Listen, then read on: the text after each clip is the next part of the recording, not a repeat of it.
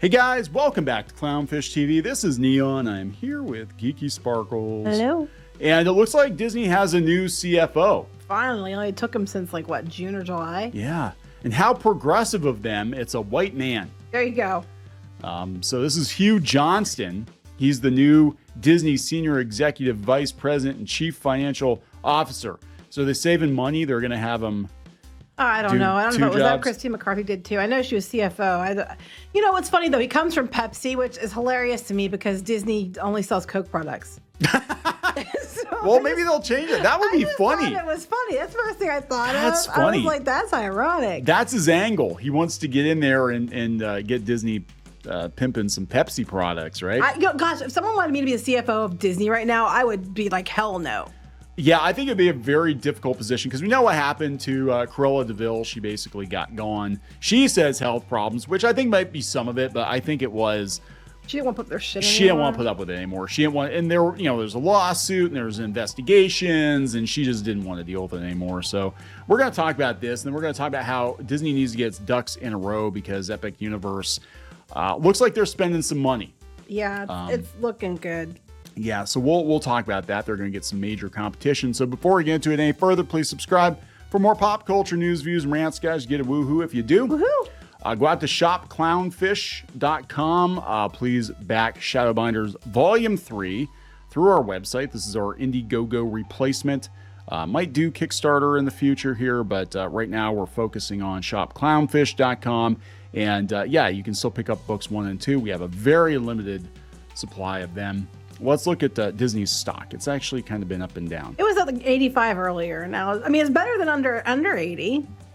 Yeah, it's better than the worst. Not the 120, plus it was, not long ago. Yeah, so I think people like hearing this, that they actually have, because this looks like they're kind of trying to get a plan together. Now, their earnings call is what, in 2 days? Yep, I think. Yeah, the 8th, I believe. So I'm sure the investors would be like, hey, yeah, Bob, so do we have a new CFO or what's going on here? And yeah, they do. Hugh Johnston.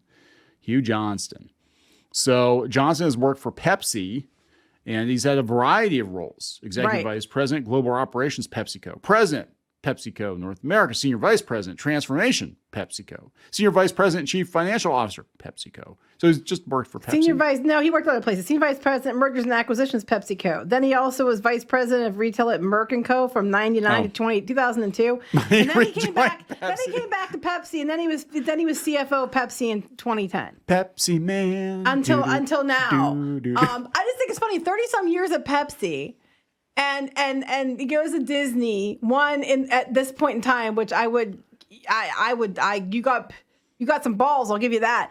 And then again, I thought it was highly funny because if you don't know, Disney only sells Coke products. Like they were going to sell Pepsi products at one point in time back in Disneyland days, but they didn't deliver as much as Walt wanted and the time frame Walt wanted on a day when people had off. So Walt screwed them over and went to Coke. Yeah. And now a Pepsi guy is leading, the CFO of Disney. Walt turning over in his grave right now. No, oh my God. Wouldn't that be funny? Wouldn't that be funny though? Because this guy's like, hey, Bob, we could save a lot of money if we bought Pepsi products. I can make it happen. I can make a deal. I can make a deal with Pepsi because, oh my God, we love that. Because I don't like Coke. I mean, go ahead and boo if you want. I'm not a Coke. I'll drink Sprite, but I do not like Coke products. I'm a Pepsi girl. Dr. Pepper. Me and Dr. Pepper have been going strong for years. And yeah, she's cheating on me with a doctor. I am Diet Dr. Pepper and me have been BFFs for a long time. I just do not like Coke products very much, except for Sprite.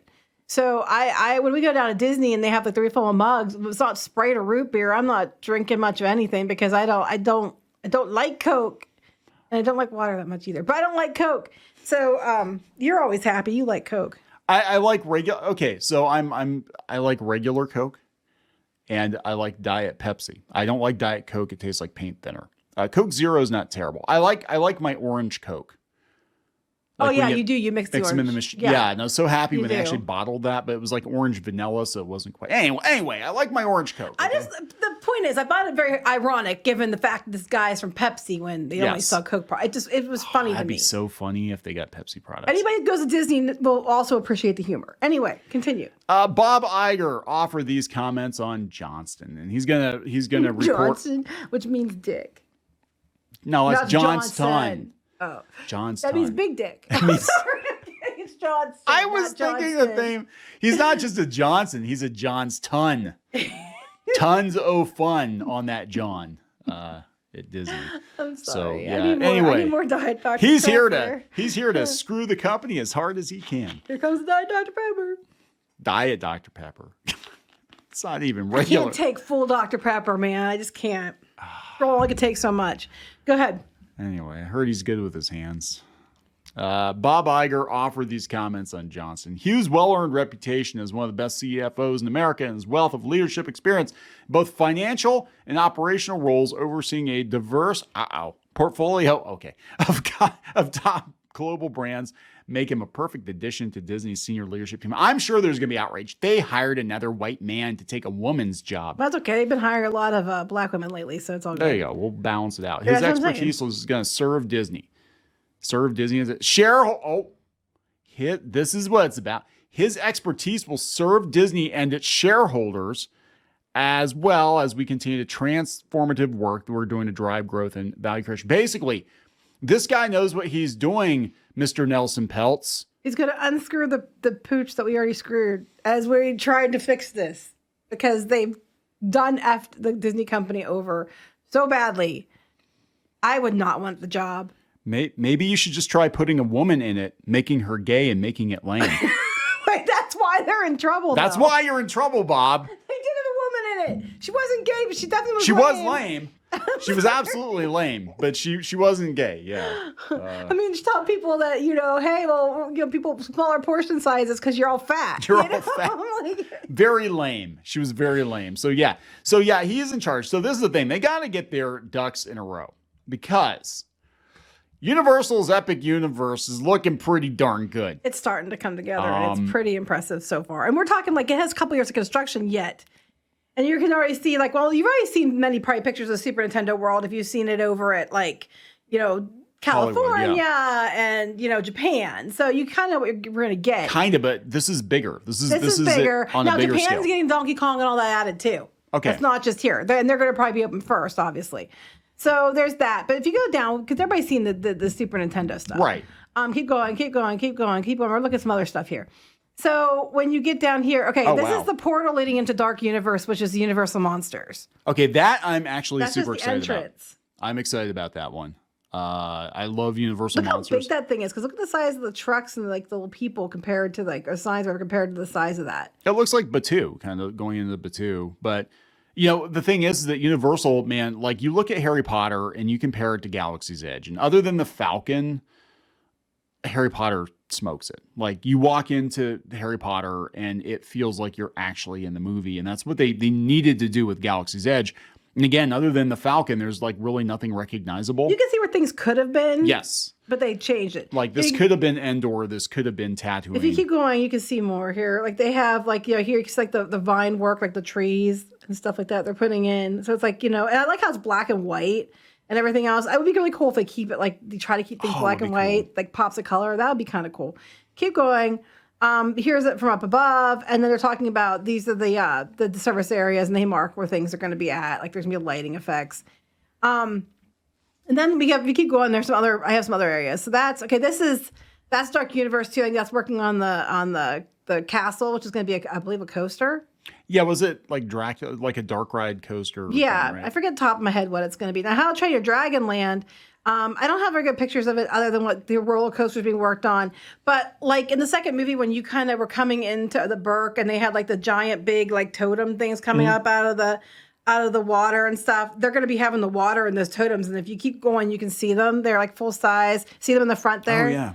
Down here below? Oh, my God. Wait, that's a ride. Where you're looking is a ride. But down here to the front, go down. There. You go back up. There. Right down. Move your arrow down. Oh, there. Those. Those are the Viking and the dragon. And that would be water. See how it's indented? It's going to be huge. water. This is going to The be. coaster, I think, is going to go right through it or whatever it looks like. So this is like the biggest theme park project since like Epcot, basically. It's huge. You know, it's massive. And Disney, they're like, oh, we're going to spend a bunch of money to do something. We're not going to tell you what we're going to do. And I think they were kind of waiting to get.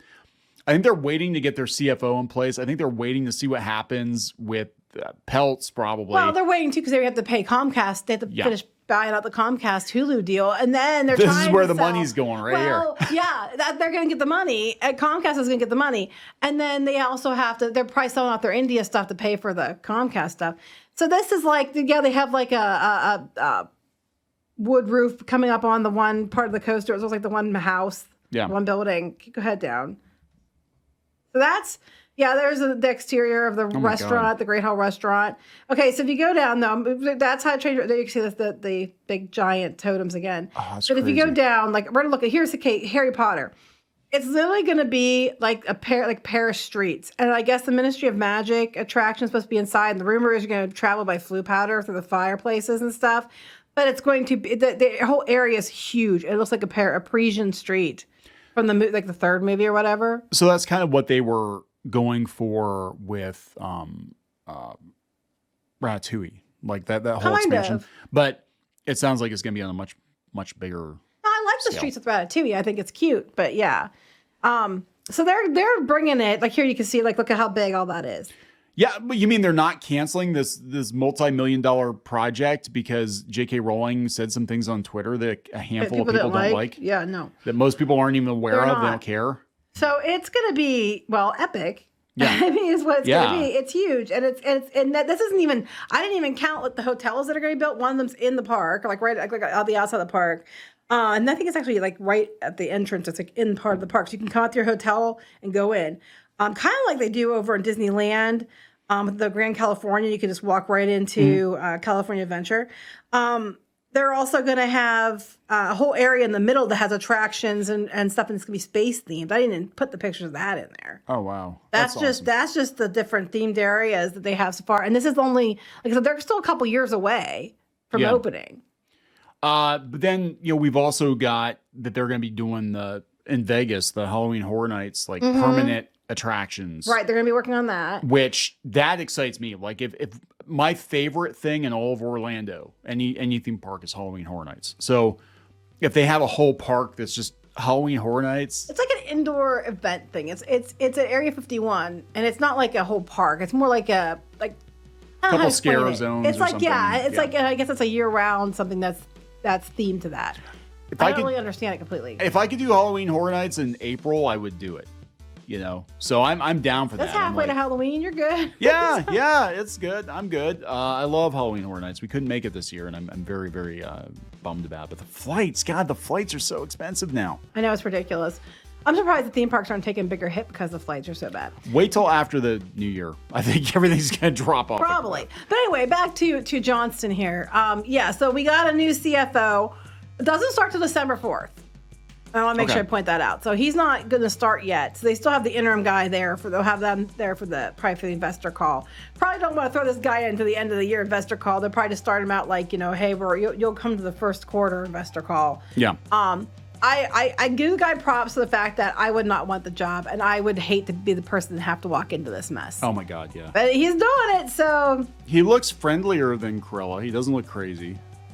He looks like a pastor or something. So I don't know. I don't know if that's a good thing or not. But I mean, I would be down with some Pepsi coming to the parks, but I don't think that's what's going on here. If he left Pepsi, they might not be very happy with him right now. So after being there 30 some years, so yeah. All right, are we gonna wrap this up? Yes. All right, Disney. So you got your work cut out for you. We'll see. 2 days until that investor call. That's gonna be a lot of fun.